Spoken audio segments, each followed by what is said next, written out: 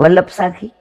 भवसागर के तरन की बड़ी अटपटी चाल, श्री विठले सप्रताप बल, उतरत है तत्काल श्री वल्लभ, उतरत है तत्। ભવસાગર ને તરવો સહેલી વસ્તુ નથી.